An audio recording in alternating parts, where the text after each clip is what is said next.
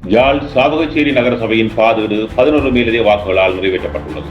சாவகச்சேரி நகரசபையின் பாதீட்டை தவிசாளர் வடிவேல் ஸ்ரீபிரகாஷ் என்று சபையில் சமர்ப்பித்து உரையாற்றினார்.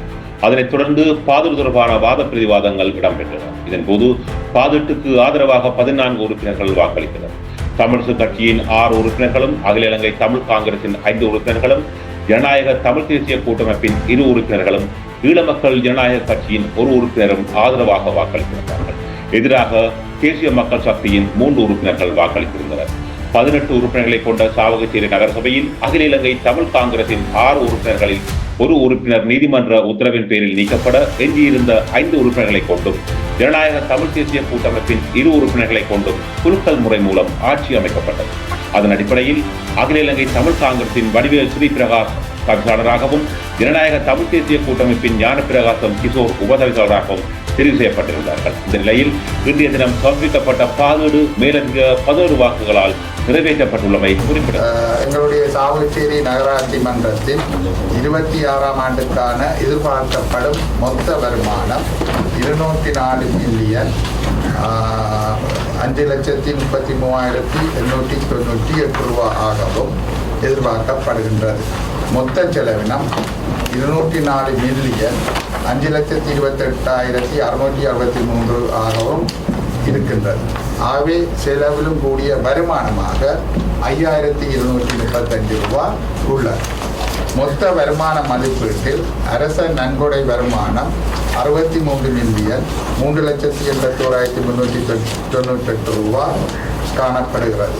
அது நீங்களாக 141 மில்லியன் எங்களுக்கு சொந்த வருமானமாக இந்த சபைக்கு கிடைக்கின்றதாக எதிர்கூறப்பட்டிருக்கின்றது.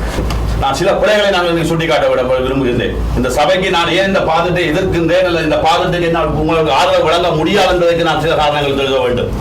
நான் ஆரம்பத்தில் சொல்லி வந்தேன், இங்கே நடக்கப்படுகின்ற பிரச்சனைகள், இங்கே இந்த சபையில் நடக்கின்ற விடயங்கள் மக்களுக்கு தெரியப்படுத்தப்பட வேண்டும். அதுக்கான ஒரு பதிவு செய்யப்பட வேண்டும், ஒழுங்குமுறைகள் வேண்டும். இந்த சபையில் என்ன விடயங்கள் நடைபெறுகின்ற இந்த விடயங்களை மக்களுக்கு தெரியப்படுத்த வேண்டும் என்று சொல்லியிருந்தேன். இன்று வரை அந்த விடயங்கள் தெரிவு செய்யப்படவில்லை. இரண்டாவது விடயம் குறிப்பிட்டிருந்தேன், அரசு திணைக்களங்களில் உங்களுக்கு சமர்ப்பிக்கப்படுகின்ற கலந்துரையாடப்படுகின்ற விடயங்களை எங்களுடைய சபைக்கு கொண்டு வாருங்கள் என்று சொல்லி இன்று வரை அதை கொண்டு வரவில்லை. உதாரணமாக நான் சொல்கிறேன், அந்த இதில் வந்து என்று சொல்லப்படுகின்ற கடன் வழங்குகின்ற நிதியம், அதனால வந்து எங்களுடைய சபைக்கு எத்தனை விடயங்கள், பல விடயங்களுக்கு நிதி ஒதுக்கீடு செய்யப்படும், குறைந்த வட்டி விதத்தில் உங்களுக்கு கடன் வழங்கப்படும். இது சம்பந்தமாக இந்த மீட்டிங் செலவு சென்றிருக்கின்றார். அது சம்பந்தம் விடயங்களை இந்த சபைக்கு தெரியப்படுத்தி இருக்கிறாரா?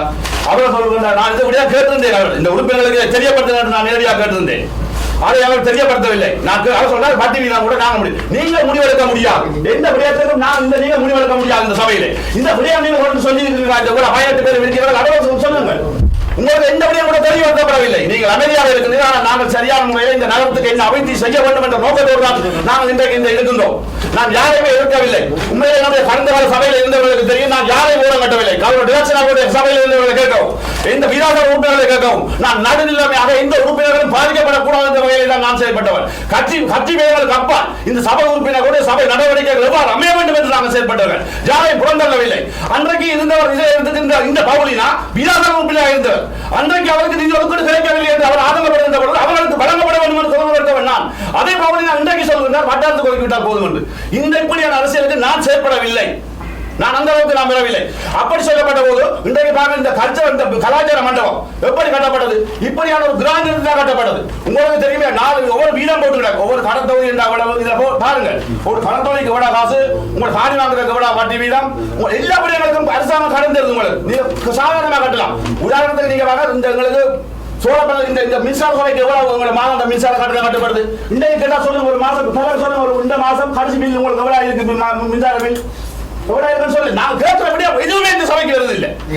சாவகச்சேரி நகர சபையினுடைய 2026ஆம் ஆண்டுக்கான வரவு செலவு திட்டம் எங்களுடைய தமிழ் கட்சிகளினுடைய ஆதரவோடு நிறைவேற்றப்பட்டிருக்கின்றது. இந்த நாட்டை ஆண்டு கொண்டிருக்கக்கூடிய தேசிய மக்கள் சக்தி உறுப்பினர்கள் 3 பேர் மட்டும் இந்த வரவு செலவு திட்டத்தை எதிர்த்தார்கள். நாங்கள் நினைக்கின்றோம், அவர்கள் இந்த வரவு செலவு திட்டத்தை மனரீதியாக அவர்கள் விரும்புகிறார்கள். அவர்கள் இணைந்துதான் இந்த வரவு செலவு திட்டம் தயாரிக்கப்பட்டது. ஆனால் அவர்களுடைய கட்சியினுடைய அழுத்தம் காரணமாக, கட்சி தலைமையினுடைய அழுத்தம் காரணமாக அவர்கள் இந்த வரவு செலவு திட்டத்துக்கு எதிராக வாக்களித்திருக்கின்றார்கள். அதை தவிர்த்து ஏனைய உறுப்பினர்கள், இலங்கை தமிழரசு கட்சி, ஈழ மக்கள் ஜனநாயக கட்சி, அகில இலங்கை தமிழ் காங்கிரஸ், அதோடு இணைந்து எங்களுடைய ஜனநாயக தமிழ் தேசிய கூட்டணி ஆகிய தமிழ் கட்சிகள் அனைவரும் ஒன்றிணைந்து இந்த 2026ஆம் ஆண்டுக்கான நகரசபையினுடைய பாதீட்டினை வெற்றியடைய செய்திருக்கின்றோம். உண்மையிலேயே எதிர்வரும் ஆண்டுகளிலே பாரிய அளவான வேலை திட்டங்களை செய்வதற்கு நாங்கள் தீர்மானித்திருக்கின்றோம். இன்று எங்களுடைய சாவச்சேரி நகராட்சி மன்றத்தினுடைய 2026ஆம் ஆண்டுக்கான பட்ஜெட் பெரும் உறுப்பினர்களின் அமோக ஆதரவோடு வெற்றி பெற்றது. அதற்காக நான் இங்கு அவர்களுக்கு எங்களுடைய நன்றியையும் மக்கள் சார்பில் அவர்களுக்கான மனமார்ந்த வாழ்த்துக்களையும் தெரிவிக்க வேண்டிய ஒரு கட்டாயத்தில் இருக்கின்றேன்.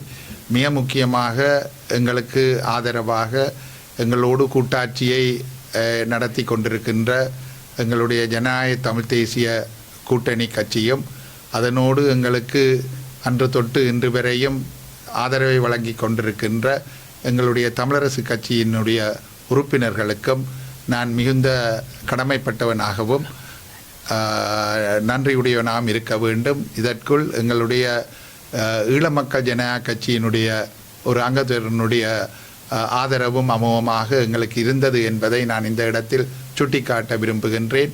அந்த வகையில் எங்களுடைய இந்த 3 கட்சிகளுக்கும் மிக குறிப்பாக நன்றியையும் வாழ்த்துக்களையும் தெரிவித்துக் கொள்கின்றேன். அதேபோல எங்களுடைய உறுப்பினர்களும் மிகுந்த ஆர்வத்தோடும் ஒத்துழைத்து இந்த 26ஆம் ஆண்டு பட்ஜெட்டை வெற்றி பெற வைத்திருக்கின்றார்கள்.